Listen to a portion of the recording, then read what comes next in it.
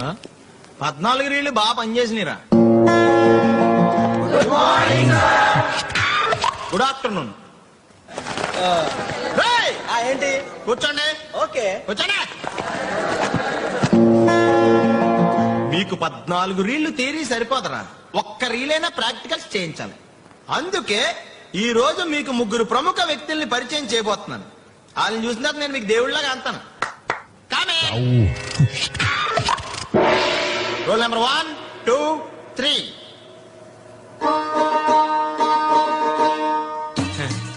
ఈ బజ్జీలు అమ్ముకునే బుజ్జి గారిని చిన్నప్పుడు స్కూల్కి వెళ్ళరా అంటే నేలలో అని చెప్పి రోడ్లంటే తిరిగేవాడంట. ఇప్పుడు అదే రోడ్ల మీద ఆటక బజ్జలే, ఆ మిరక బజ్జలే, సమోసే అని చెప్పి కాళ్ళు అడిగేలా బజ్జీలు అమ్ముకుంటున్నాడు.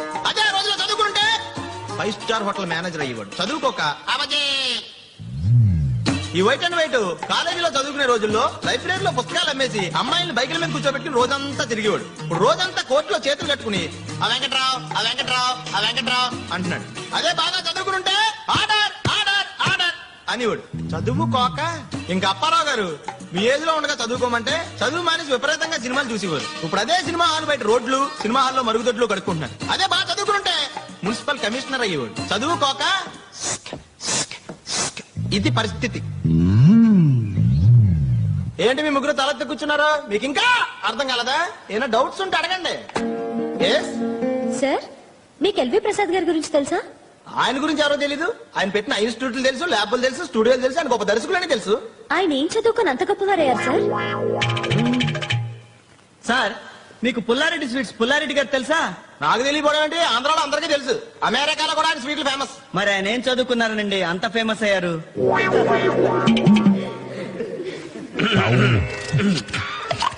భగవంతునికి భక్తునికి అనుసంధానమైన అంబికా దర్బార్ బత్తి ఫ్యాక్టరీని ఎవరు స్థాపించారు సార్? ఆలపాటి రామచంద్రరావు గారు. మరి ఆయన ఏం చదువుకున్నారో? జీవితాన్ని చదివారు. ఫీల్ అవ్వకు, ఫెయిల్ అవుతావు. మొత్తలెట్టుకో. కలిసి తిరిగితే కడుపు రాక కలరా వస్తుందా? నీకంటే ముందు ఎంతో మంది అమ్మాయిలతో ఎంజాయ్ చేశాను. వాళ్ళెవరూ నీలాగా ఏడవలేదు. సైలెంట్ గా వెళ్ళి కడుపు తీయించుకున్నారు. వెళ్ళు వెళ్ళు, నువ్వు కూడా వెళ్ళి అదే పని చెప్పా.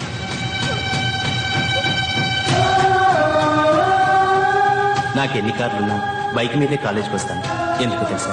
నీకు సింప్లిసిటీ అంటే ఇష్టం. నా అందం చూసి ఎంతో మంది పరిచేస్తున్నా, నేను మాత్రం నిన్నే ఇష్టపడుతున్నాను. ఎందుకు తెలుసా? నీ అమాయకత్వం నచ్చింది.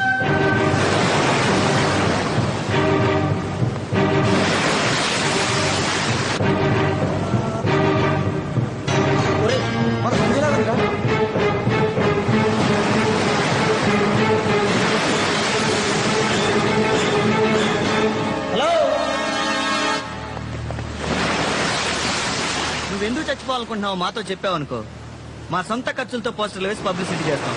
అప్పుడు నీలా కాకుండా మిగతా ఆడపిల్లలన్నా జాగ్రత్త పడతారు. సందీప్ నన్ను పెళ్లి చేసుకుంటానని నమ్మించి మోసం చేసి వాడుకుని వదిలేశాడు. తన బర్త్డే అని పిలిచి మాయ మాటలు చెప్పి కూల్ డ్రింక్ లో మత్తు మందు కల్పించి నన్ను పాడు చేశాడు. తీరా నేను ప్రెగ్నెంట్ అని తెలిసాక తప్పంతా నా మీదే వేసి నన్ను అబార్షన్ చేయించుకోమంటున్నాడు. ఈ విషయం మా అమ్మకు తెలిస్తే చచ్చిపోతుంది. నాకు మా అమ్మ తప్ప ఎవరూ లేరు. పిచ్చిదానా, నువ్వు చచ్చిపోతే మీ అమ్మ బతుకుతుందనుకున్నావా? ప్రతి సమస్యకి చావు పరిష్కారం కాదమ్మా. అందరూ నీలాగే ఆలోచిస్తే అసలు ఈ ప్రపంచంలో మనిషే మిగలడు. జరిగిన దాన్ని ధైర్యంగా ఎదుర్కోవాలి. తప్పు చేసిన వాడిని 10 మందిలో నిలదీసి చెప్పుతో కొట్టాలి. అవసరమైతే వాడిని చంపిన తర్వాత నువ్వు చచ్చిపోతే నీ చావుకి ఓ అర్థం ఉంటుంది. వాడిని ఊరికే వదిలేస్తే ఈ రోజు నువ్వు, రేపు మరో అమ్మాయి, ఇలా రోజుకో అమ్మాయి జీవితంతో ఆడుకుంటాడు. నా మీద నమ్మకం ఉంటే ఒక ఆడపడుచుగా నాతో రా, నేను నీకు న్యాయం జరిపిస్తాను.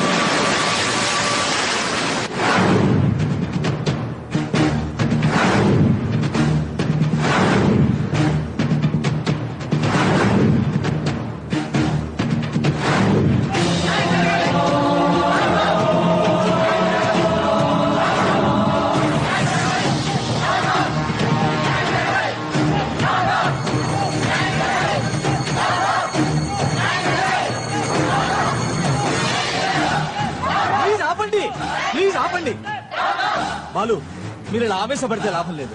పోలీస్ కంప్లైంట్ ఇస్తే వాళ్ళే చూసుకుంటారు. పోలీసులేంటి సార్ పోలీసులు? వాళ్ళు వచ్చి ఏం చేస్తారు? మనం కంప్లైంట్ చేస్తే నామకే వస్తే అరెస్ట్ చేస్తారు, అంతేగా? వెంటనే వాడి బాబు లక్షలు ఖర్చు పెట్టి బెయిల్ మీద బయటకు తీసుకొస్తాడు. ఇలా ఎన్ని జరగట్లేదు సార్. దొంగ నోట్లు ప్రింట్ చేసిన వాళ్ళని, ప్రైవేట్ బ్యాంకులు పెట్టి బోర్డు తిప్పేసిన వాళ్ళని, పసిపిల్లల్ని అమ్మిన వాళ్ళని, క్వశ్చన్ పేపర్స్ లీక్ చేసిన వాళ్ళని ఏం చేయగలిగారు? అంతేందుకు సార్, మొన్న ప్రత్యూష్ కేసు ఏమైంది? ఏం న్యాయం చేయగలిగారు అమ్మాయి తల్లికి? మీరు చిన్నపిల్లలు, అనుభవం తక్కువ. నేను మాట్లాడతానుగా, నా మాట వినండి. ఇప్పుడు మాకు కావాల్సింది మాటలు కాదు సార్, న్యాయం. సంధ్యకు న్యాయం జరిగేలా నేను చూస్తాను. ముందు మీరంతా క్లాసు వెళ్ళండి, ప్లీజ్ వెళ్ళండి.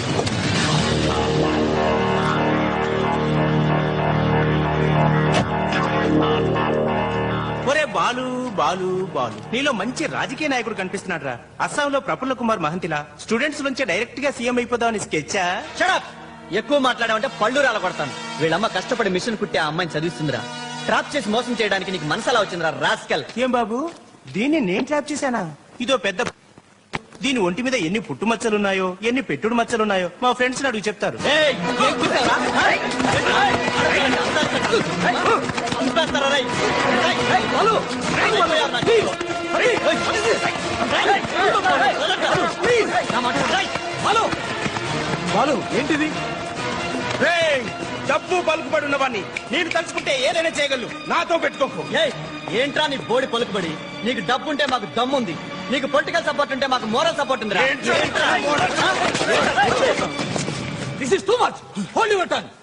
నేను తలుచుకుంటే నేను ఈ స్పాట్ లో డిస్మిస్ చేయగలను. మీరు తలుచుకుంటే నేను స్పాట్ లో డిస్మిస్ చేయగలరు. నేను తలుచుకుంటే సెకండ్స్ లో ఈ కాలేజీని కొనగలను. అయినా నువ్వేంటి నన్ను డిస్మిస్ చేసేది? నేను ఈ కాలేజీని బైకట్ చేస్తున్నాను. నేను ఏ కాలేజీలో అయినా సీట్ సంపాదించగలను. నీ బోర్డు కాలేజీ ఎవరికి కావాలి? పదండ్రా.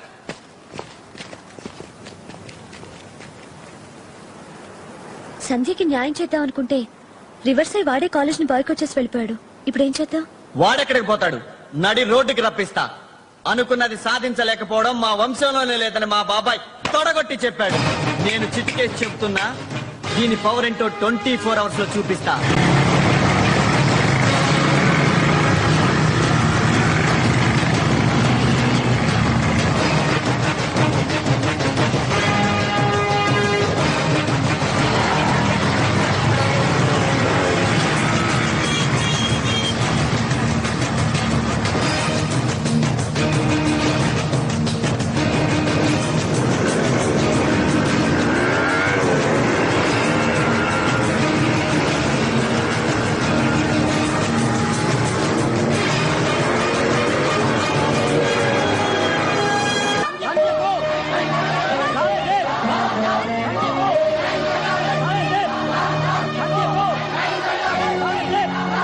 డియర్ స్టూడెంట్స్, సంధ్యకు జరిగిన అన్యాయానికి న్యాయం జరగాలని ఈ ఎన్టీఆర్ సెంటర్ ని ఎందుకు ఎన్నుకున్నానో తెలుసా?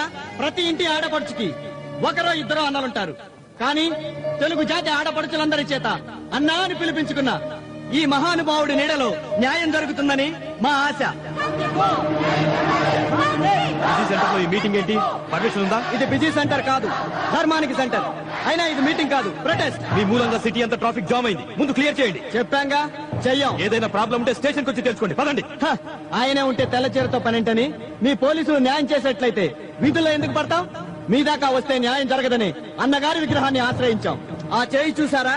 న్యాయానికి దారి చూపిస్తుంది, ధర్మాన్ని శాసిస్తుంది. ఆ కళ్ళలో వెలుగు చూసారా?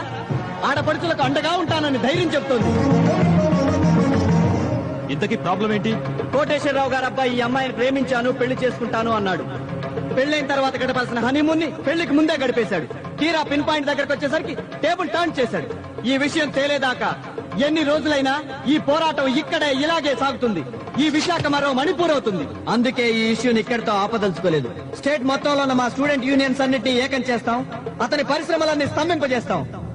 హలో, నేను ఎస్పీ నాగభూషణాన్ని మాట్లాడుతున్నాను సార్. వాడు సెంటర్ ఖాళీ చేశాడా? లేదు సార్, అతని ఇష్యూని సెంట్రల్ దాకా తీసుకెళ్లేలా ఉన్నాడు.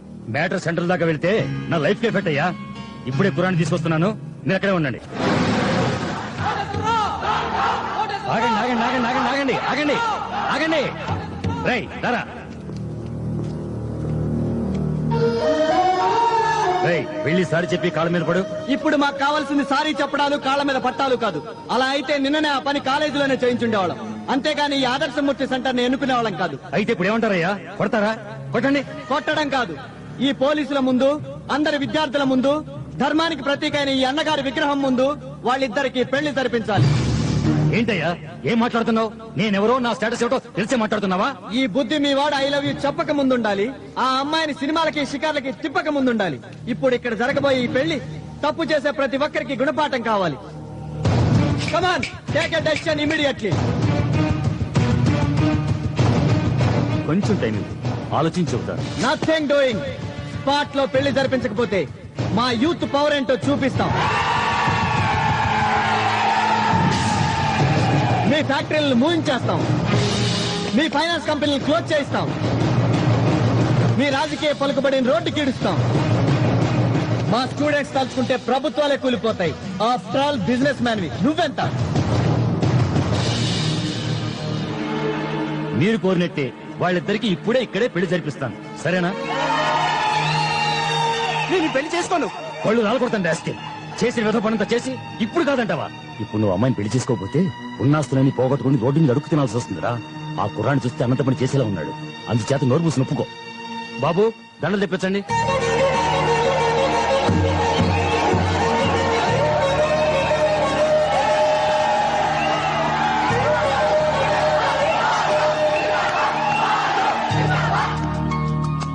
ఏంటి స్వప్న, ఇంకా అక్కడే ఉండిపోయావా? నిజంగా బాలు లాంటి కుర్రాడు ప్రతి కాలేజీలో ఒకడుండాలి. తనకి ఏ సంబంధం లేకపోయినా ఒక ఆడపిల్ల జీవితాన్ని నిలబెట్టాడు. ప్రతి ఆడపిల్లకి బాలు లాంటి అన్నయ్య ఉంటే ఎంత బాగుండు. బాలు లాంటి వాడిని అన్నయ్యలా తాతయ్యలా కోరుకుంటావేంటి? ఒక లవ్వర్ లా కోరుకోవాలి. నీకు ఆ ఛాన్స్ లేదులే. బాలు ఆల్రెడీ స్వప్న లవ్ చేస్తున్నాడు. స్వప్న ఆస్తి ముందు అంతస్తు ముందు అతనే సరిపోతాడే. నోను, ఏ ఆడపిల్లైనా కోరుకునేది అందమైన వాణ్ణి కాదు, అందమైన మనసున్నవాణ్ణి. ఐశ్వర్యవంతుని కాదు, అవసరంలోనూ ఆపదలోనూ ఆదుకునేవాణ్ణి. 10 మందిని ఆకట్టుకునే పర్సనాలిటీ ఉన్నవాణ్ణి కాదు, అందరూ మెచ్చుకునే ఇండివిజువాలిటీ ఉన్నవాణ్ణి. ఒక్క మాటలో చెప్పాలంటే బాలు లాంటి వాడన్నమాట. Of course. అంటే నువ్వు బాలు లవ్ చేస్తున్నావా? Yes, I mean love with Balu.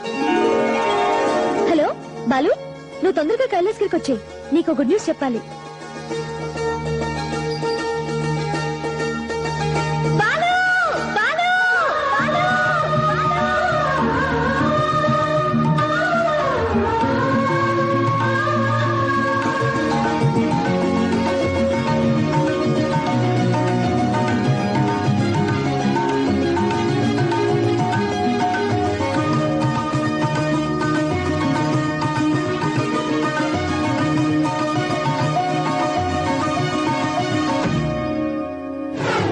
అమ్మా, మీకు నచ్చి మీరు చేసుకోమన్న వాడిని తప్ప ఇంకెవరిని నా మనసులోకి రానివ్వను.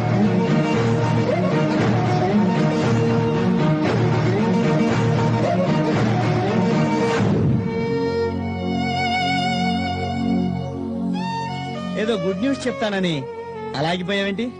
అది